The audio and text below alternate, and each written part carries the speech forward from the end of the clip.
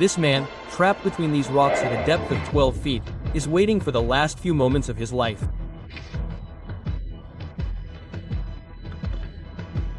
For the last 100 hours, he is sitting alone in Canyon Gland National Park of US, with his hand stuck under a 360-kilogram rock. There is no human being in this deserted valley who can hear his cries, and neither does he have any other means to call for help.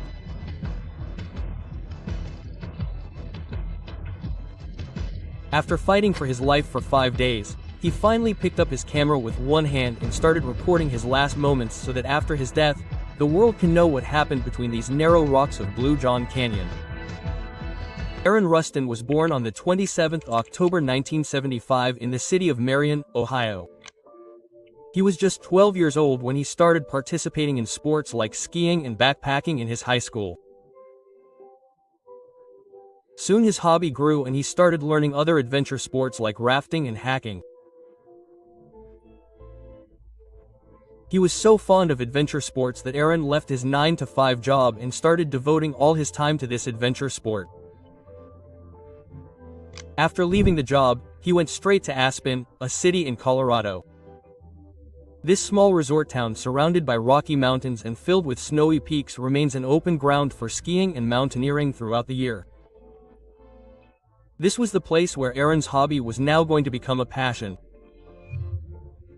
Actually, a few years before leaving the job, Aaron had selected 3 climbing projects which he wanted to achieve in his annual vacations for the next few years. First, he had to climb all 5914 mountains of Colorado. These were all the peaks of Colorado which were more than 14 kilometers high. That is why they are called 14. Secondly, he wanted to make a world record by climbing all these mountains in winter, and finally he wanted to climb the highest peaks of all the states of America. By the time he quit his job in late 2002, he had already climbed 36 of the 59 Fortners in winter. And now that he was fully available to the climbing world, achieving this record-breaking feat seemed more possible. After quitting his job, he went on several dangerous hiking trips with his friends, and once he even came back from the jaws of death. Because of his habit of playing with danger, his friends often refused to go with him. And the same happened this time too. One day Aaron and some of his friends planned to go on a hiking trip. But a few days before departure, for some reason, his friends refused to come. Aaron did not intend to go on this trip alone. That is why he thought of going somewhere else in this free time. He decided that he would go to Utah. But where to go in Utah was not decided yet. Usually whenever Aaron went somewhere alone, his roommates would know his whereabouts. But this time, he himself did not know where he would go in Utah. That is why he told only this much to his friends. While traveling on the way, he finally decided that he would go to Canyonlands National Park in Utah and climb in various unknown slot canyons there for the next 5 days. Slot canyons are actually narrow and deep valleys passing between high rocky mountains and plains. There are many such slot canyons in Canyonlands National Park. Every year about 8 lakh tourists visit here. But because this national park is spread over an area of thousands of square kilometers, that is why 95% of its areas remain completely deserted and desolate. The name of one such unknown canyon was Blue John Canyon. On Saturday, April 26, 2003, Aaron reached Canyonlands National Park at around 9 a.m. He parked his truck about 15 miles from Blue John Canyon on a dirt road and then hopped on his bicycle and headed for the canyon.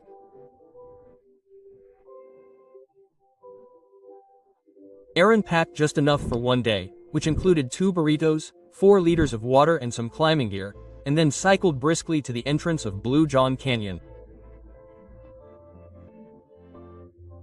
From there, his hike began, and by about 2:30 in the afternoon, Aaron had gone 7 miles inside the canyon. After another 15 minutes, he began descending into the depths of the canyon. From above, the canyon looked about 11 to 12 feet deep. The sides were getting even more narrow, like a drain, and there were large rocks stuck between the walls. Aaron began descending very cautiously, stepping on the rocks one at a time. Next, he found a rock the size of a bus tire stuck. The plan was that Aaron would hang from this rock and jump to the canyon floor. Moving forward firmly, he grabbed the lower edge of the rock. But before he could put his full weight on it, he heard the sound of the rock sliding. He immediately understood that the rock was moving and, releasing his hand, jumped straight to the floor of the canyon. His landing was a little harder than he had thought. But he had landed in the canyon without any injury. But the very next moment, the same rock slipped and fell straight on Aaron's right hand. For the next several minutes, the frightened Aaron kept screaming loudly in pain and kept trying to free his arm. But after some time, the truth started to dawn on him that this task was not so easy. To console himself a little, he quickly took out a bottle of water from his bag and drank a large part of the remaining 1 liter of water in 3 sips. But at that very moment he realized that he was going to be stuck here for who knows how long. Now he would have to use the remaining water carefully. After regaining his senses, Aaron started thinking of a way to free his arm, which had already turned blue due to the loss of blood circulation.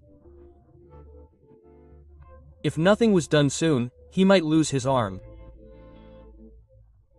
First of all, Aaron took out all his belongings and saw what things could help him get out of there. He did not have a cell phone, which meant that no one could be called for help. From his bag came a CD player, some batteries, a camera, a headlamp, some ropes, police, and a multi-tool device. Looking at the rest of the things, he realized that he had only 3 options. Either he could use his multi-tool to break the rock from the sides, or he could use ropes to create a pulley system to lift the rock up. Or the third and most difficult option was to cut off his own arm. Obviously, he did not even want to think about this last option. He immediately took out the knife of his multi-tool and started breaking the stone. Hour after hour passed by. The light of the day turned into the darkness of the night, but not even a corner of the stone moved from its place, nor did it break. The whole night passed in this effort until the next morning he could not break anything except a few pieces of the stone.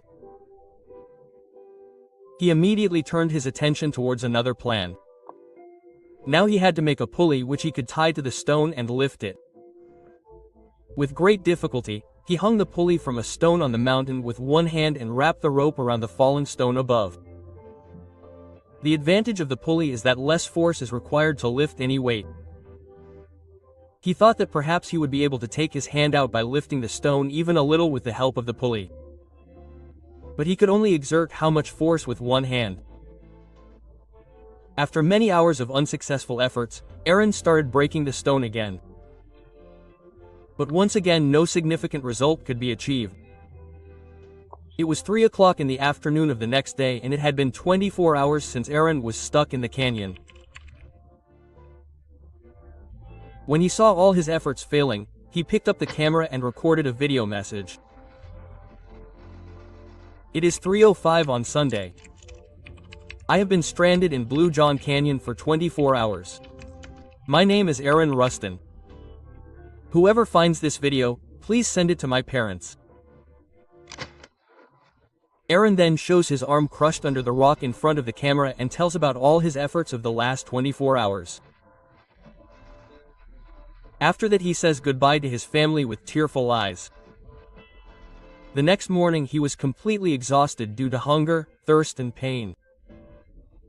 Finally he started thinking about his last option.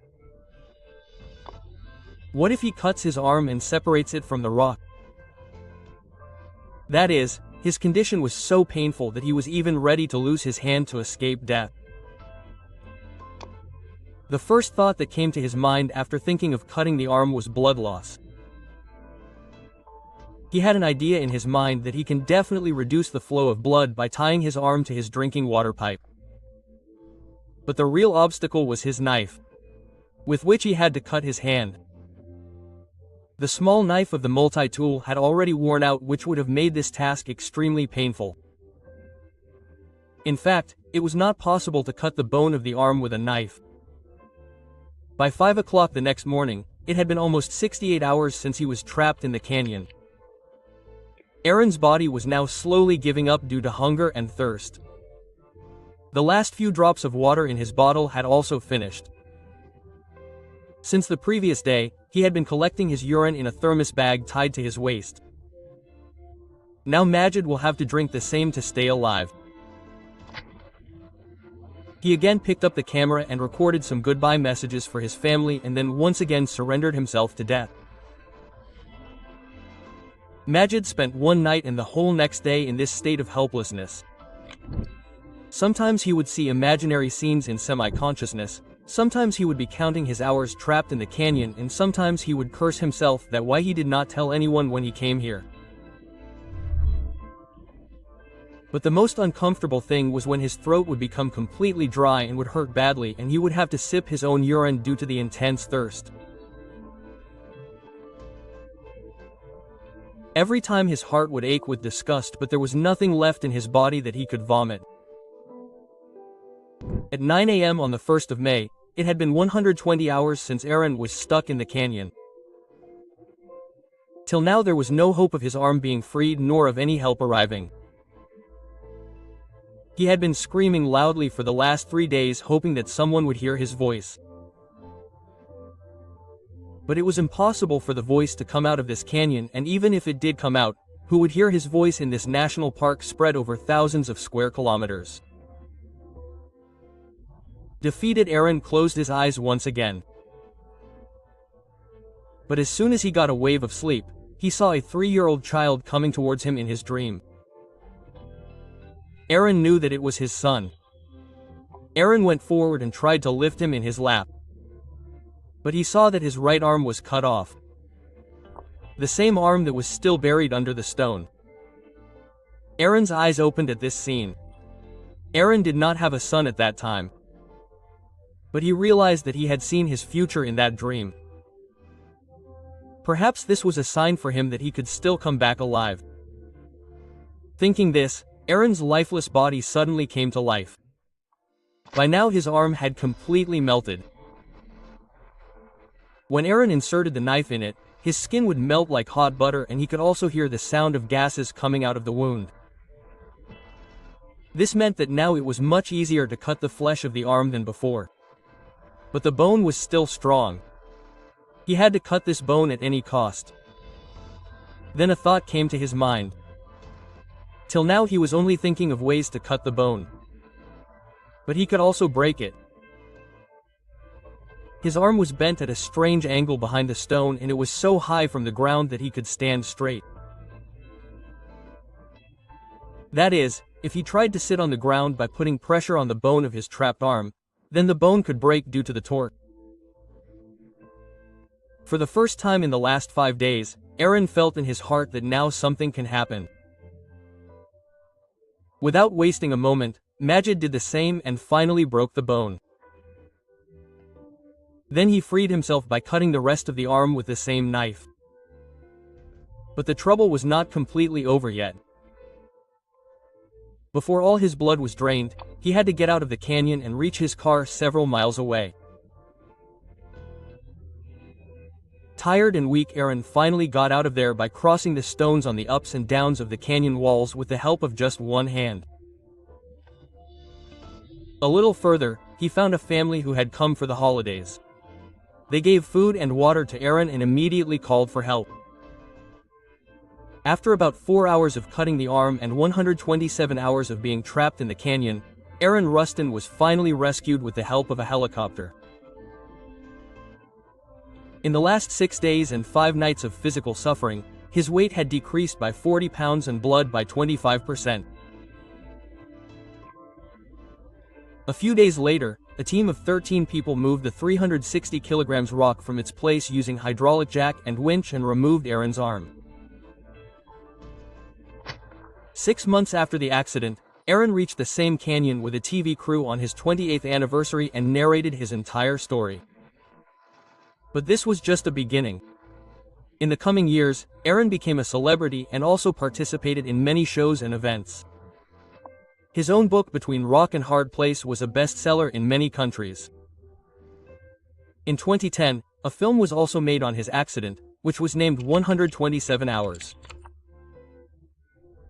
The scene in the film where Aaron was shown cutting his arm made many people faint. In February 2020, his first son was also born, who came to save him in the most difficult moment of his life 7 years ago. Soon after his recovery, he resumed his plan to climb the 59 peaks, and in 2005 he became the first person to climb all those peaks alone in winter.